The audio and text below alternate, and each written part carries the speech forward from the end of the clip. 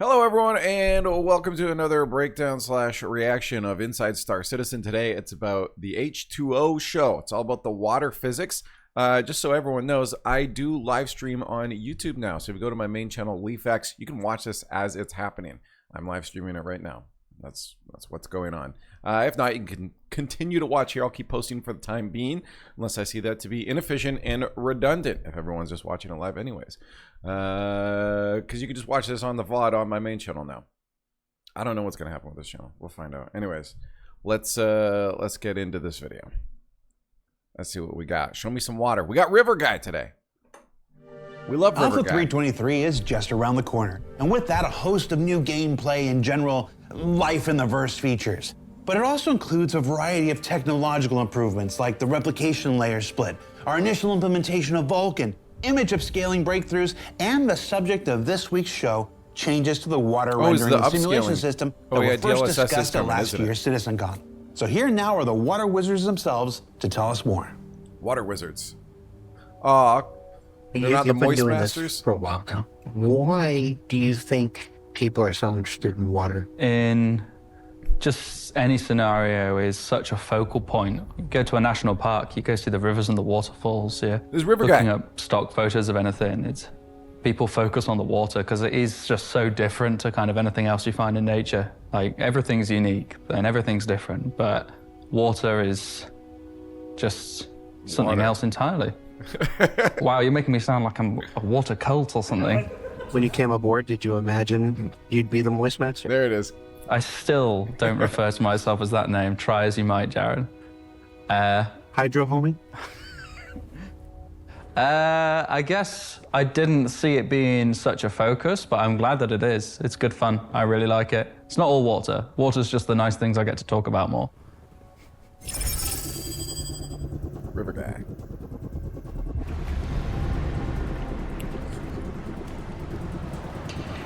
Look out. I love the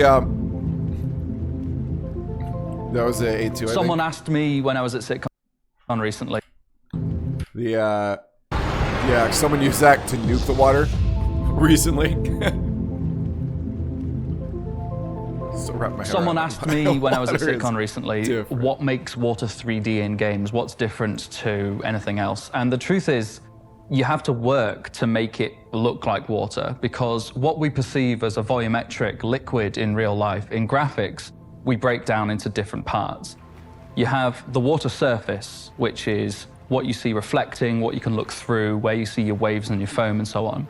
You have the fog underneath and any particles floating around that makes you feel like you're inside water rather than just underneath a surface above you. And then you have all the effects that go to selling that, whether it be the lighting, the caustics, the boundary when it's intersecting your visor. Wait, we can go in the water? Or any of the splashes or simulation that we're going to move on to. So we showed a slice of what we've been doing with water at SitCon last year. And what we put out in 323 is a few steps ahead of that. So we're going to show you what we've been able to do since. Nice, okay. So it's not just rehashing. Getting the rendering right was really key to making sure that the sim looks right, because anything that catches your eye and tells you this isn't real is going to stick out far more than any work that we put into the sim. It has to be said that the way we rendered water in the past in Star Citizen was not really up to scratch. So we have spent a lot of time trying to make it a lot more realistic. Water is quite an interesting thing to render. It has very complex form in its dynamics and the way it animates, but optically it's very interesting too. In some ways, water is like glass. It's transparent, it refracts and distorts light which passes through it. And it also has a surface which reflects the environment around it. In some ways, water is also like fog. It obscures the background behind it, maybe completely obscuring it. And certainly impure water will have suspended particles which themselves reflect light and give the water a cloudy hue. The water surface may feature foam, certainly where waves are occurring or at shorelines. One thing we wanted to do was improve the way we render foam on the ocean surface. This involved having it show detail when viewed close up, and also having it disperse in a very naturalistic way, where the foam breaks apart into small patches and the bubbles dissipate. One thing we did to get the details on the close-up views of foam is photograph a pan of soapy water. This gave us the required detail to project onto the foam surface and give the look we wanted. It's nice to think that all of the foam you see on any ocean in the verse started its life in a soapy pan of water in my kitchen. Don't put soap in the ocean. In Star Citizen, players can enter the water. This means they can view the water from underneath the surface. Oh, we can, cool. So we spent lots of time making sure underwater views look correct, showing fogging and so on. Oh, so it's just walking near it. Okay. Similarly, when the player enters the water line may cut across the player's visor, and we took a lot of time getting that to render correctly and show as expected. I really think the improvements that have gone into the rendering of the water, especially the surface, the fog, it's leaps and bounds ahead of what was in 322. So from rendering, let's move on to surface simulation. What we wanted to do was provide some next-level visuals to go with all the things that can interact with water in our game. With the nature of the sandbox universe, there's just so many ways you can interact with it. And with all our spaceships and the colossal thrusters and wakes they can throw off, we really wanted to be able to match that with the water rendering. Decal. The way we decided to approach this, instead of having a square that follows the camera, like many games do, of water simulation, we wanted to have something more powerful than this. We wanted you to be able to stand at the top of a mountain and watch a ship fly across a lake underneath, drawing the wake behind it. And you wouldn't get that with a fixed square around the camera. So the approach we took was something called region-based surface simulation. This allows us to allocate areas where we need to be simulating and propagating water waves at any given moment. Yeah, because the big thing about Star Citizen is the fact if something's happening for me, it's happening for you too. You know, and that's why I don't like that this is client-based rendering. You can turn it off. I don't know how that's going to happen. Like, I feel like they have to put that server side eventually, because if it's not server side and I turn it off, what happens when, you know, I'm hiding in the water and like, for me the waves aren't moving, but for you they are in a different way, or there's a boat on it. Now the boat looks like it's floating because it's going over the waves. Like, it's gonna have to be server side. And the fact that it's client side right now, I don't know if this is just during testing phases or what, but yeah, you want everything to look the same for everyone, right? That's, again, one of the things about Star Citizen. If I take down a comm array, the comm array goes down. And it goes down for everyone. It's not just me, it's not just an instance, you know?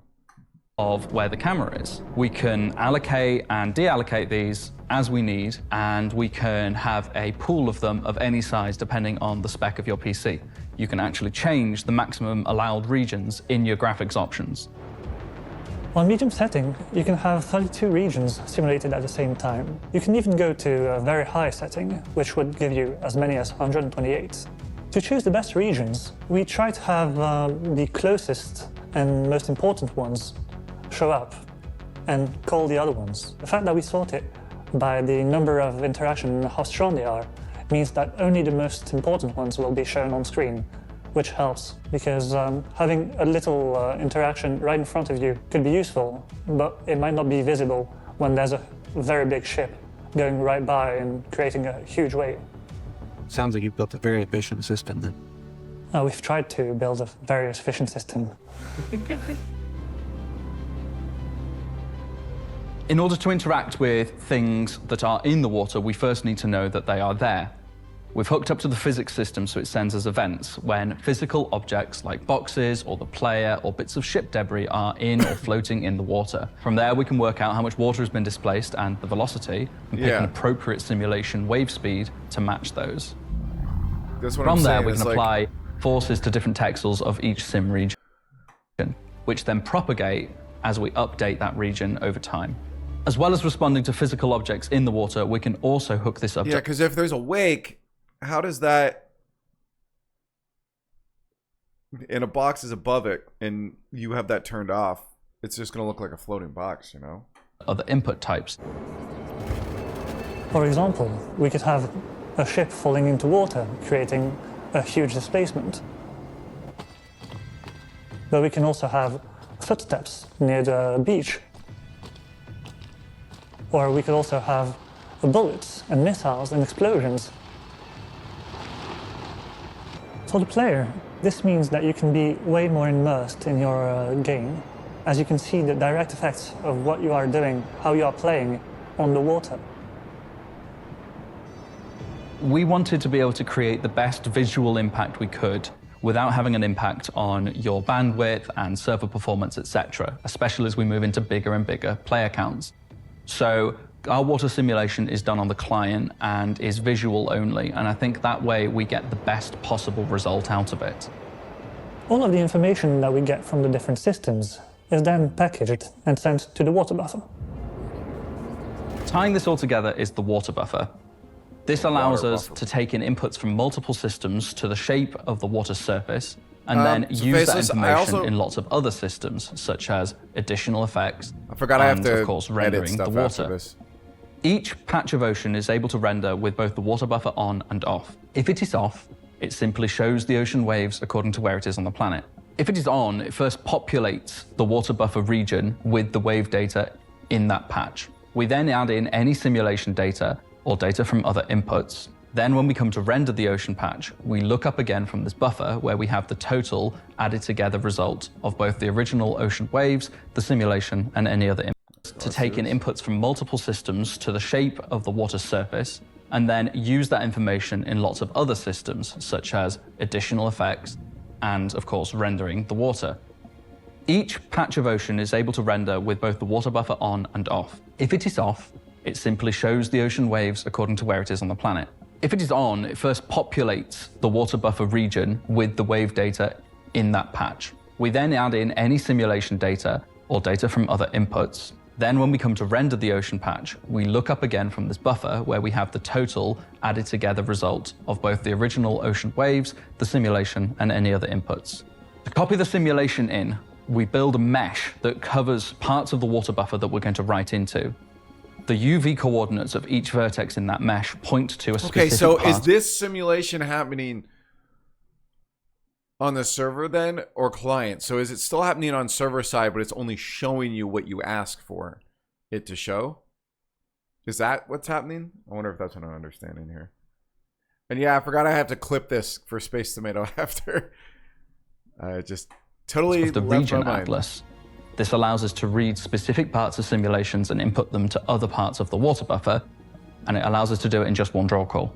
Having the water buffer set up like this to receive multiple inputs leaves the door open for implementing multiple types of simulation going forward.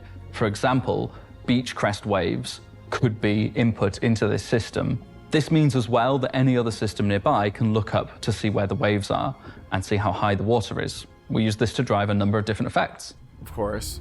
But again, that has to be server. Having the water buffer allows us that are going to not be seeing what's happening then.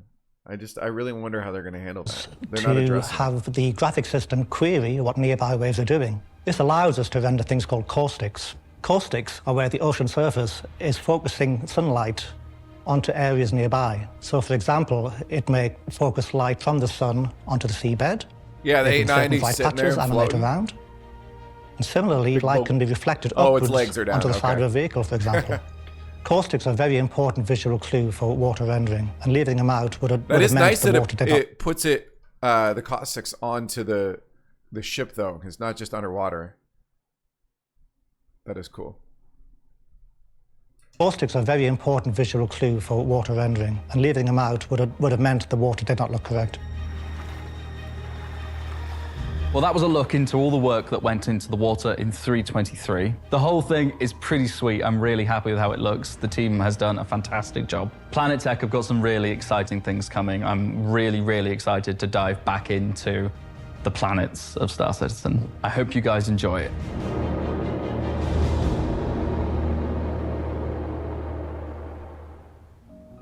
So what did we learn this week?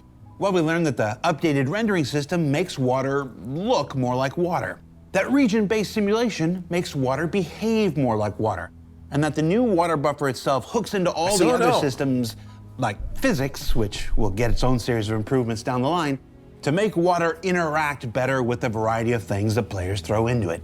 Boy, you love throwing things into the water, don't you? For Inside Star Citizen, I'm Jared Huckabee. Thanks for letting us share the process of game development with you. Yeah, We'll see you all I here want them next to week. answer that. Like, I want them to address that. Someone's got to ask that question, right? I want to ask that on the Reddit. Whoa. No outro thing today. Interesting. Well,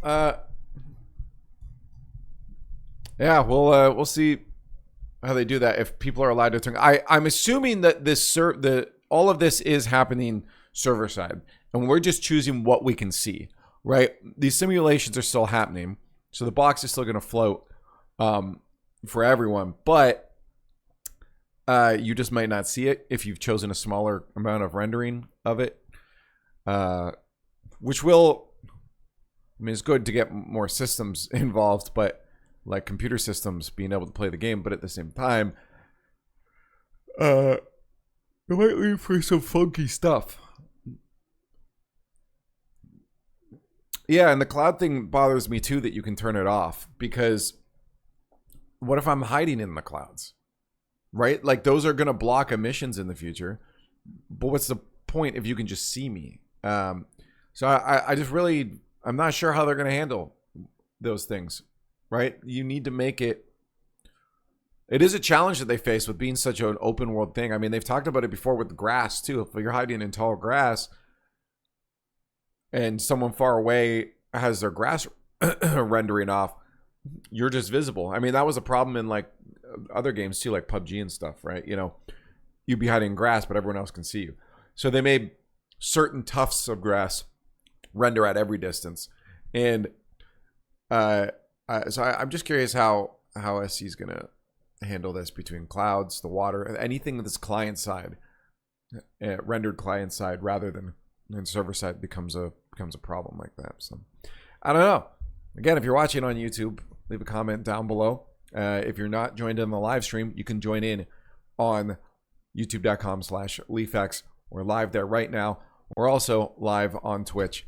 Join on any platform you want. Content is everywhere. You could just consume it all. Thanks for watching. We'll see you in the next episode.